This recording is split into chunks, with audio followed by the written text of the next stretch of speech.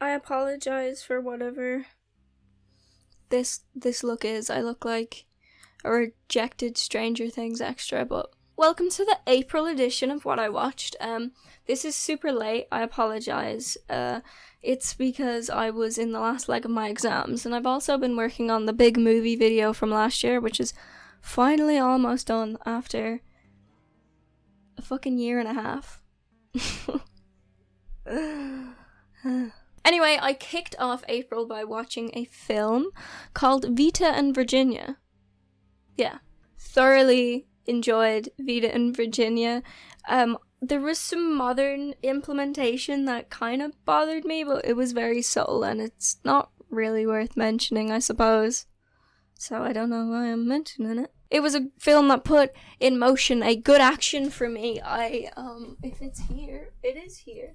I started reading Virginia Woolf. I actually quite want to read Orlando and then revisit Vita and Virginia once having read the book that the film was based upon. Well, it wasn't, it was real life too, but you know what I mean. Why is the mic so high?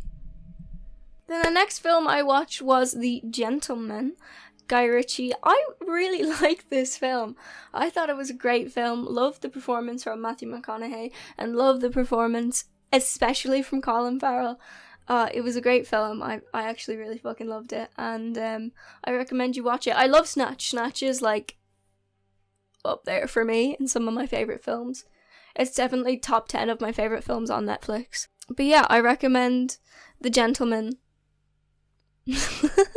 Then I watched The Hunt, which is my favourite film of the year so far, and it'll be up there when it comes to my end of year list. I fucking love this film. It was so fun and it embraced what it was totally, and it maintained good satire on the side of both the left and the right throughout in a very tasteful way that didn't get too heavy or overpowering. And I just love the pacing of this film. And Betty Griffin can have me. She can have me, the entirety of me, and I'll never look at a kitchen blender the same way ever again. Then I watched The Platform, which was another great film. I respect that this entire film was a metaphor for communism. People on props and set and everything about that film. Lighting, colours, it was for a prison movie, that blew me away. It's such a good movie. Then my exam prep began and I watched a fair few films in preparation for exams. The first thing I watched for film was Lost in La Manchetta. It's a documentary about Terry Gilliam's failed attempts at making a Don Quixote movie. It was really interesting to watch knowing the passage of time. I am yet to see the Don Quixote movie that came out in 2018. I should add that to my watch list. So that's something I took away from this movie. But that scene with the equipment was so hard to watch. Like, fuck, all that poor equipment. Then I watched for film, which this was a delight to watch. I watched Singing in the Rain. I'd never seen it before, which is surprising because I'm a huge fan of musicals. And it was great. It was such a good film. Like, it stands the test of time. I understand why so many people like it. Blew my expectations out of the water, and I kinda want to marry Cosmo. So then for film, the same module, I watched Barry Lyndon. It was too damn long. You know what, actually, I probably wouldn't even say that if it wasn't for the fact that, like, I am so sick of seeing Irish characters be portrayed by American or otherwise folk who just can't do a fucking Irish accent. And I didn't enjoy watching that for 3 hours. But it was a good film. Objectively, I mean, it's Stanley Kubrick, of course it's gonna be a good film, but it just annoyed me. Like, Barry Lyndon's voice annoyed me, his characters, like, actions annoyed me. It just really annoyed me and stressed me out. So, like, if you want to be annoyed and stressed out but, like, still enjoy Kubrick's work, watch Barry Lyndon. Last film that I watched for class in the month of April was The Jazz Singer. I did not enjoy this viewing experience. I didn't know anything about The Jazz Singer other than the blackface. I was trying to think of a more delicate way to put it, but there really isn't. It's just racist. I expected there to be more speaking scenes. Like, it was intertextiles for majority of the film, and then halfway through this one scene, just audio started, and I got very startled, and it was very jarring, and then it just went back to intertextiles. Like, this film just doesn't deserve to be remembered by, like, the way it has been. I don't know. I did like May McAvoy, actually, to be fair, but that's about it. Yeah, it's just kind of racist now. I can't really appreciate it anymore. Yeah. That's about it. Singing in the Rain's better.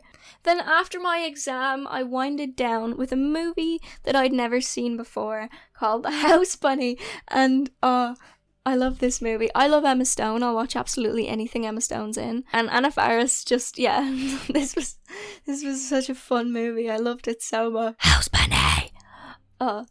Good movie. Then I finished the month by watching 2 documentaries, Circus of Books and LA Originals. Not very geographically similar, but not similar in content.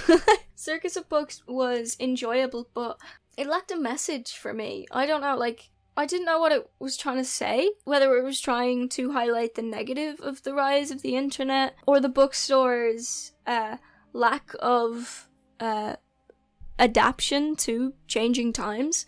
I don't know. It was a funny documentary, and I enjoyed my time watching it. And then I watched LA Originals. I really liked the style on this documentary. Not necessarily the contents. I don't have any tattoos. I don't really know anything about tattoos.